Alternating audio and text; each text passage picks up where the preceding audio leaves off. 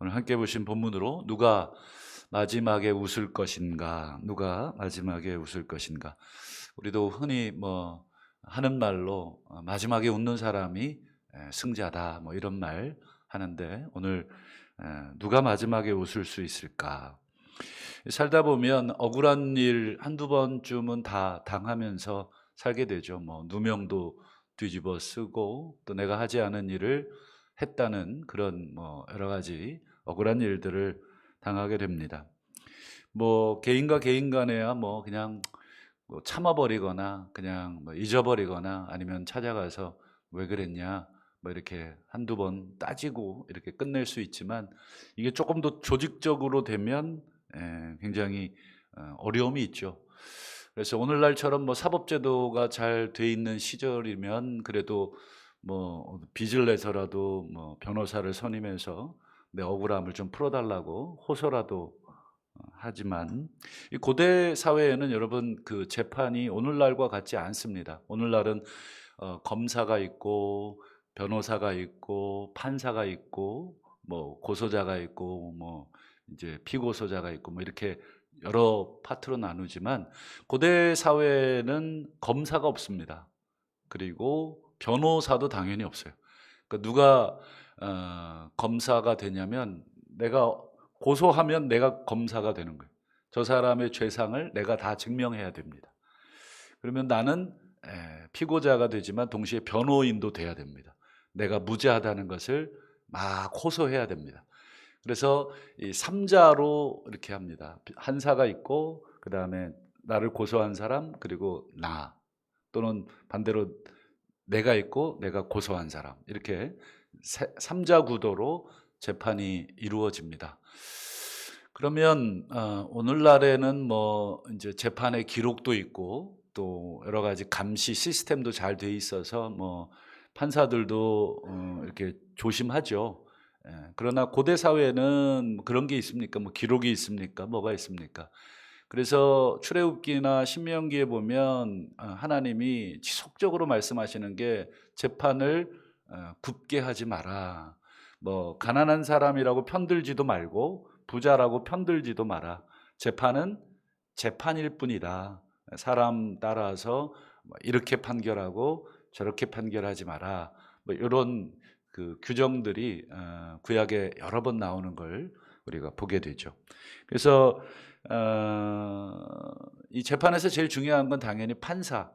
그 당시에는 이제 왕이 곧 판사였죠. 그래서 이제 사사 시대에는 사사들이 왕이 그 당시에는 없었으니까 각 지역의 이 사사들이 판결을 내렸어요. 대표적으로 성경의 이런 판결의 예는 이제 솔로몬의 판결. 이제 두 기생이 이렇게 다투게 되잖아요.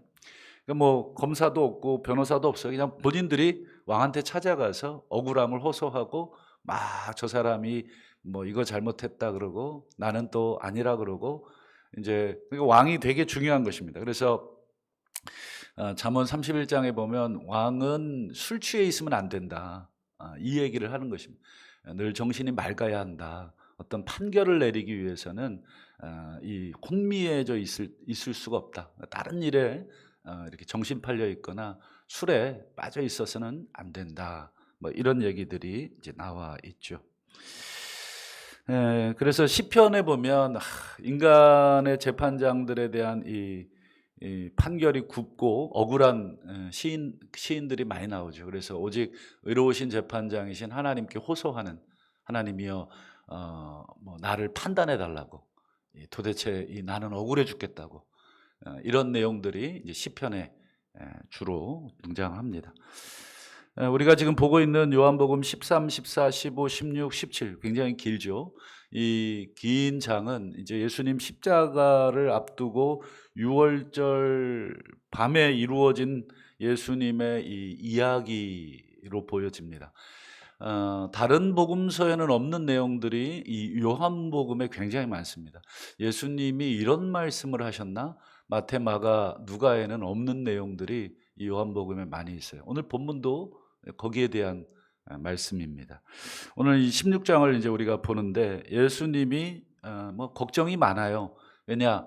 뭐 잠시지만 예수님이 이제 십자가를 지시면 뭐 한 3일간 제자들과 떨어져 있어야 되잖아요. 그리고 부활 후에 얼마 동안 함께 하시지만 이제 예수님은 실질적으로 육신적으로는 제자들을 떠나야 되니까 예수님도 나름 이제 걱정도 되고 또 서운함도 있고, 물론 이제 늘 지켜보고 계시고 보호하시지만 인간적인 측면에서 예수님도 걱정하는 부분이 많아요. 근데 오늘 1절을 보시면 뭘 또 걱정하시냐 한번 보실까요?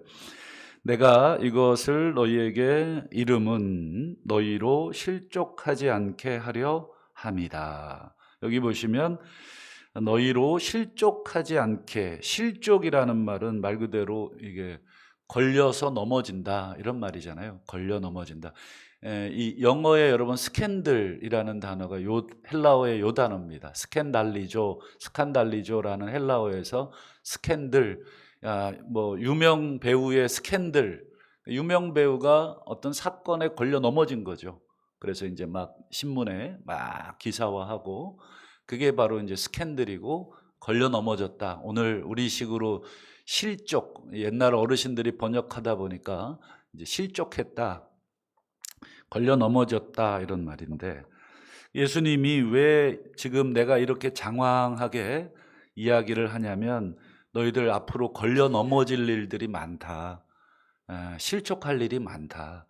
그러니까 실족하지 말라고 미리 얘기한다. 자, 그러면 뭐 때문에 실족하느냐? 이 중요하겠죠. 2절을 한번 보세요. 2절을 보면 두 가지 문제를 얘기합니다. 첫 번째는 출교. 너희들 출교당할 거다. 물론 다는 아니지만 상당 부분 출교를 당했죠. 그러니까 출교라는 건 지금 오늘날의 출교 상상하시면 안 된다 말씀을 드렸어요. 그 사회에서 살 수가 없어요. 이 자그마한 이 공동체이기 때문에, 특별히 종교사회, 유대교라고 하는 이 종교사회에서 출교당한다는 것은 그냥 그 자체로 끝이에요. 어디 이민을 가든지 완전히 떠나야 됩니다. 그러니까 출교를 당하는 것은 엄청난 일이고요. 뭐 우리 실직하고 뭐 이 정도의 차원하고는 비교가 안 되죠. 두 번째는 때가 이르면 너희를 죽이는 일이 일어날 것이다. 그래도 출교는 이 죽음이라는 것에 비하면 그래도 양반인 것이죠. 좌우간 이 두 가지는 한마디로 끝, 이렇게 예수 믿고 끝난다, 예수 믿으면 이렇게 된다. 근데 더 심각한 것은 너희를 출교시키고 너희를 죽이는 자가 어떻게 생각하냐면 이것이 하나님을 위한 일이다. 이래서 종교 전쟁이 일어나는 것입니다. 중세 시대에 이런 십자군 전부 다 그런 일, 그리고 이제 중세 시대에 여러분 중세 교회사를 제가 공부하면서 신학교 때 막 마녀 사냥하고, 근데 이 마녀 사냥이 누구냐면 말 그대로 그냥 서로 신앙생활 같이 하던 사람들이에요. 에, 계파가 나누어지고 의견이 달라지면 저 사람은 이제 마녀가 되는 것입니다. 누가 마녀로 정죄할 수 있냐면 힘이 있는 사람이 힘이 없는 사람을 마녀로 정죄합니다. 그러면서 서로 이렇게 생각해요. 다 우리가 하나님을 위한 일이다. 누가 이게 옳은지를 모르게 되죠. 어쨌든 제자들은 지금 이제 곧 출교를 당하고 죽임을 당하게 될 것이다. 지금 예수님이 예언 아닌 예언을 하고 있는 거죠. 그때 너희들 걸려 넘어지지 마라. 실족하지 마라. 내가 미리 너희들에게 말한다. 그러니까 미리 말해 놓으면 그 일을 닥치게 되면 맞아, 예수님 그때 이런 얘기 하셨지, 이렇게 생각이 나겠죠. 제자들이 출교를 막을 수 있나요? 제자들이 뭐 나 출교 안 당해, 네가 뭔데 뭐 나 재판 호소해, 이런다고 출교를 안 당할 수 있습니까? 지금처럼 사법제도가 잘 갖춰져서 변호사 선임하고 뭐 로펌 선임하고 뭐 온갖 호화찬란한 변호인단을 다 선임할 수 있는 시대가 아닙니다. 그러니까 뭐 계란으로 바위 친다 뭐 이런 표현 것처럼 지금 제자들을 출교시키는 무리는 종교 지도자들의 사내들인입니다. 사내들. 지금으로 말하면 대통령, 국회의원, 대법원장 요 세 가지 권력을 다 갖고 있는, 지금 우리나라 삼권 분립이 어느 정도 안정화돼 있어서 뭐 대통령의 권한도 뭐 국회가 견제하고 또 법원이 최종 판결도 내리고 뭐 이렇게 좀 답답한 구조이지만 그래도 어느 정도 안정적으로 이렇게 권력을 이제 어, 제어하지만 이때 당시에 사내들인은 다 일사천림.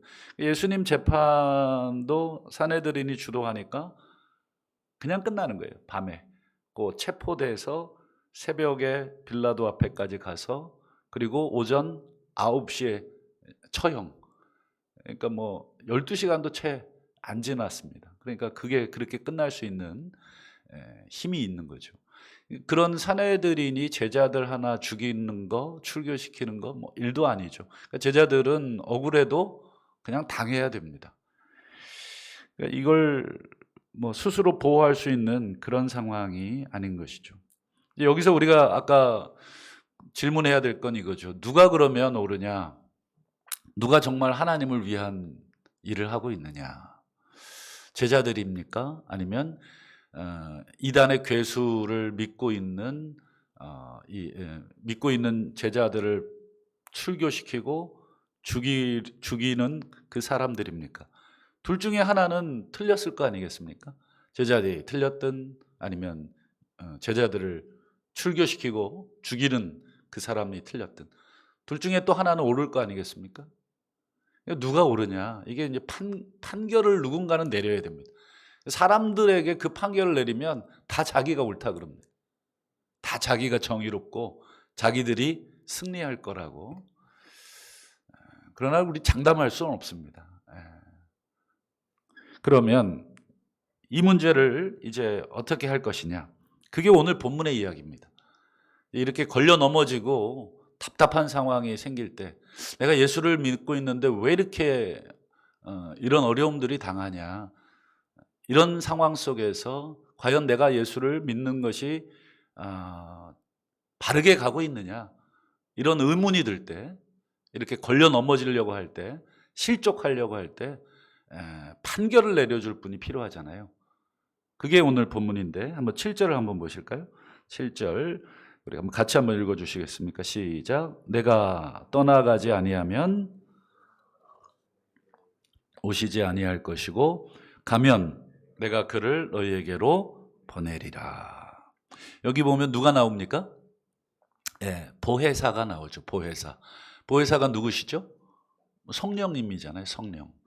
그러니까 이 보혜사를 이게 뭐 잘 쓰지 않는 단어인데 어쨌든 옆에서 이렇게 말도 걸어주고 옆에서 이렇게 등도 두들겨주고 옆에서 위로도 해주는 그런 뜻입니다. 곁으로 부른다 이런 뜻인데 이렇게 막 울고 있는 사람한테 가까이 가서 이렇게 해준다 이런 뜻입니다. 근데 보혜사가 한마디로 이제 변호인이 되는 거예요. 변호사들의 역할이잖아요. 막 이 불안하고 있을 때 아유 괜찮다고 이번 재판은 우리가 이긴다고. 우스갯말로 변호사 중에 진다고 얘기한 사람은 아무도 없다. 재판 이기겠습니까? 그러면 반드시 이긴다고. 그러니까 이 변호사가 오시는데 이 성령이 오신다는 거예요. 성령이. 그러면 성령이 단순히 괜찮아. 출교당해서 괜찮아. 죽음 당하면 천국이니까 괜찮아. 이렇게 위로하려고만 오시는 분이신가? 그게 아니라 8절을 한번 보실까요? 8절. 그분이 와서 변호사, 보혜사 성령이 오셔서 죄에 대해, 의에 대해, 심판에 대해 책망을 하시는데 누구를 책망하십니까? 그렇죠. 세상을. 이게 이제 중요한 거죠. 우리를 제자들을 책망하시면은 제자들이 틀렸지만 누구를 책망하시냐면 세상을 책망을 하시니까 세상이 유죄인 거예요. 세상이 유죄. 그러니까 제자들이 출교당하고 죽임당하고 할 때 엄청 고민되죠. 내가 예수 믿는 게 옳으냐 내가 이렇게 지금 사는 게 옳으냐, 내가 이 길을 가는 게 옳으냐, 이렇게 고민할 때 성령께서 최종 재판관이 되셔서 나에게 위로도 하실 뿐더러 판결을 내려주시는데, 세상을 심판하신다. 세상이 유죄다. 그러면 왜 세상이 유죄냐? 이게 중요하겠죠. 성령님은 무조건 내 편입니까? 아니요. 나도 잘못하면 나도 심판받는 것입니다. 그러니까 성령님이 왜 세상을 유죄로 판결하시고 제자들을 무죄하다고 판결하시는 근거가 있을 거 아니겠어요? 무조건 너는 내 편이야가 아닙니다. 근거는 3절과 9절에 두 번 말씀하시는데 한번 보시죠. 자, 그들이 이런 일을 할 것은, 이런 일은 출교, 그 다음에 죽이는 일, 이런 일을 하는 이유는 아버지와 나를 알지 못하기 때문이다. 9절, 죄에 대하여라 함은 그들이 나를 믿지 아니하기 때문이다. 세상을 유죄로 판결하는 근거는 두 가지였습니다. 첫 번째는 아버지와 아들 예수님을 알지 못하는 게 유죄의 첫 번째 이유입니다. 두 번째 이유는 예수님을 믿지 않는 것이 두 번째 유죄의 이유입니다.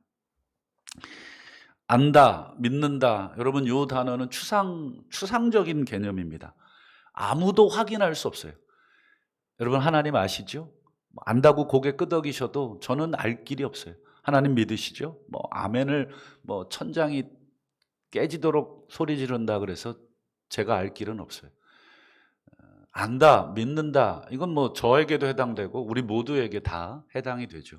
이건 보이지 않는 내밀한 것이기 때문에 우리가 확인할 수 있는 어떤 그런 방법이 없어요. 유대인들이 하나님을 안 믿었는가? 하나님을 몰랐는가? 3절에 아버지와 나를 알지 못했다. 유대인들이 아버지를 몰랐는가? 하나님을 몰랐는가? 알고 있었죠. 그들은 하나님을 알고 있었고 믿고 있었습니다. 그런데 왜 모른다 그러시는가? 이게 이제 알미라는 것의 신비성인데, 여러분, 안다는 것, 저는 일방적으로 아는 사람들이 많아요.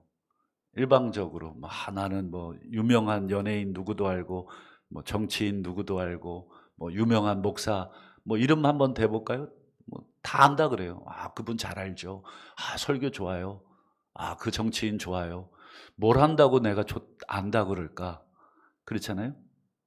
그러니까 안다는 것은 일방적인 게 아니라 상호적인 거여야 아는 것입니다. 유대인들이 우리는 하나님을 안다고 계속 얘기하고 주장을 했지만, 그 알미 유효하려면 저쪽에서도 유대인들을 아셔야 되겠죠. 저쪽은 하나님이니까 하나님도 유대인을 아시는가? 물론 알겠죠. 하나님이 유대인을 왜 모르겠어요. 그러나 하나님이 유대인을 모른다고 그러시죠. 이유가 뭔가? 그냥 이렇게 표면적으로 몰라서 모른다고 하신 게 아니겠죠. 유대인들이 하나님을 안다고 주장을 하지만 하나님은 유대인들, 나는 너희를 모른다, 이렇게 얘기하시는 이유가 뭐냐? 결국은 안다는 것은 상호 교감이잖아요. 교감.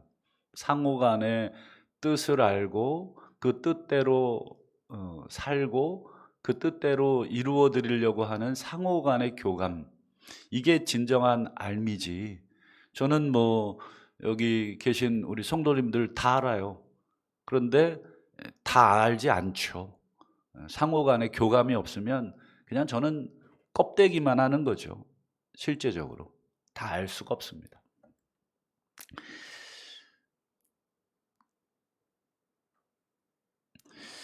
마지막으로 결론에, 그러면 오늘 우리가 하나님을 믿는 자이고 하나님을 아는 자라고 우리도 얘기하는데, 제자들도 우리는 하나님을 알고 예수님을 안다고 얘기하고, 유대인들도 하나님을 알고 예수를 안다고 얘기하는데, 그러면 누가 과연 진짜 아는 거냐? 이게 이제 제일 중요한 싸움이죠. 그게 오늘 말씀의 제목입니다. 누가 마지막에 웃을 것이냐? 다 다 옳다 그러고 멱살잡이하고 싸웠어요? 뭐 인간들 재판관 앞에서는 뭐 네가 옳아 뭐 이렇게 판명받을 수도 있고 네가 옳아 이렇게 판명받을 수 있지만 사실은 그것도 정확한 판정은 아닙니다. 뭐 인간이 하나님이 아닌 이상은 아무리 뭐 증거들을 조작할 수도 있고 증거들을 만들어낼 수도 있는 시대를 우리가 살고 있기 때문에 우리의 믿음도 마찬가지죠. 우리의 믿음도 얼마든지 조작할 수 있는 믿음입니다. 우리가 믿음 있는 사람처럼 보이게 만드는 건 너무 쉽습니다. 교회 생활은 너무 쉬워요. 제가 봤을 때. 오히려 학교에서 뭐 성적 올리는 거는 정직한 땀이 이렇게 반영이 됩니다. 정말 열심히 공부해야 뭐 내가 뭐 몇 등 올라가고 몇 점 받을 수 있는데 교회는 너무 쉬워요. 내가 신앙이 좋은 사람으로 소위 학교처럼 1등으로 평가받기가 너무 쉽습니다. 조금만 열심히 하면 뭐 금방 1등 됩니다. 남들이 하기 싫은 일, 굳은 일 맡아서 하잖아요. 그러면 바로 1등 됩니다. 그러니까 이 진정한 믿음에서 나오는 것인지 아닌지 이거를 오늘 우리들은 잘 모릅니다. 나도 잘 모르고 너도 잘 모르고 우리들은 잘 모릅니다. 그러나 예수님이 가르쳐 주신 방법이 있어요. 두 가지인데 두 가지 조건을 다 만족을 해야 됩니다. 첫 번째, 우리 지난 15장에 포도나무인데 포도나무에 붙어 있어야 됩니다. 첫 번째는 붙어 있어야 됩니다. 그러니까 신앙생활이라는 것은 혼자는 절대로 올바른 신앙생활이 아니다. 붙어 있어야 되는 그런 신앙생활인데 그 다음에 그걸로 끝인가? 아니죠. 15장 1절을 잘 읽어보셔야 됩니다. 가지에 붙어 있어 열매를 맺는 것과 열매를 맺지 않는 것이 외관상으로는 둘 다 붙어 있습니다. 그러나 한쪽 가지는 열매를 맺고 한쪽 가지는 열매를 안 맺고 그러니까 열매를 안 맺는다는 건 오래 안 맺을 수도 있고 또 언젠간 맺을 수도 있기 때문에 좀 지켜볼 필요는 있어요. 그러나 오랜 기간 열매를 맺지 못한다면 오랜 기간 하나님이 원하는 삶을 살아내지 못한다면 그 가지는 하나님을 모르는 가지일 가능성이 높다. 그것도 가능성입니다. 우리가 단정할 수는 없습니다. 우리가 하나님이 아니기 때문에 누군가의 믿음이나 누군가의 신앙을 단정할 수는 없어요. 우리가 추측은 할 수 있겠죠. 너무 오랫동안 출산을 못하면 불임이라고 가능성을 우리가 열어놓고 보듯이 가지에는 붙어 있는데 열매가 없다. 그러면 뭐 1년, 2년, 3년 지켜볼 수는 있지만 그게 10년, 20년이 되면 아니겠구나 이렇게 생각을 하게 되죠. 말씀을 맺겠습니다. 우리 눈앞에 이제 출교, 죽음이라고 하는 현실을 제자들이 맞닥뜨리게 될 것입니다. 그러면 그들 중에는 끝까지 붙어 있어서 열매를 맺는 가지가 있겠고 또 반대로 그냥 떨어져 나가는 가지가 있을 것입니다. 걸려 넘어지지 않으려면 끝까지 예수님에게 붙어 있어야 되고 두 번째로는 그 붙어 있음으로 인해서 열매를 맺어야 됩니다.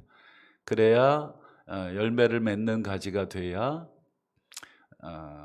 하나님께서 열매를 더 많이 맺도록 깨끗하게 한다. 깨끗하게 한다는 게 가지를 친다는 것입니다. 가지를 친다는 게 무슨 뜻입니까? 그렇죠. 더 많이 열매를 맺기 위해서 불필요한 가지들, 그냥 붙어만 있는 가지들을 제거해 주신다. 그래야 양분이 그 가지에게로 오로지 올라가서 더 크고 튼실한 열매를 맺듯이. 그런 면에서 우리가 최종 하나님 앞에 섰을 때는 우리의 고백이 아니라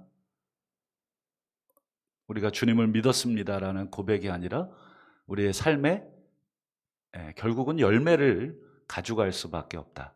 그래서 성령께서 우리를 심판하실 때 우리의 삶의 열매가 무엇이냐 이렇게 물어보실 것이다. 이것이 일관성 있게 성경이 주장하는 것입니다. 우리는 믿음으로 고백으로 구원받는다고 일관성 있게 믿고 싶지만 성경은 그 고백이 진짜냐 가짜냐 그것은 열매로 알리라. 마태복음 7장 21절. 어떻게 보면 마태복음 전체의 주제입니다. 열매로 그들의 신앙을 판단해라. 결국 유대인들이 제자들을 죽였는데 그들의 열매는 무엇이냐? 제자들은 유대인에 의해서 죽임을 당했는데 그들의 열매는 무엇이냐? 결국 누가 죽이고 누가 죽임을 당하는 게 중요한 게 아니라 결국 그들이 하나님 앞에서 평가받을 열매가 중요하다. 이 사실을 오늘 예수님께서 오늘 말씀해 주고 계십니다. 바라기는 우리 마지막에 하나님 앞에 섰을 때 울지 않는 인생, 웃을 수 있는 인생이 될 수 있도록 오늘이라고 하는 우리 하루 동안 또 우리의 인생 동안 우리 하나님 앞에 붙어 있어서 열매를 맺는 우리 가지가 어떻게 하면 될 수 있을까 또 기도하시고 또 하나님 앞에 고민하시고 또 승리하시는 우리 모두가 되시기를 주님의 이름으로 축원합니다. 기도하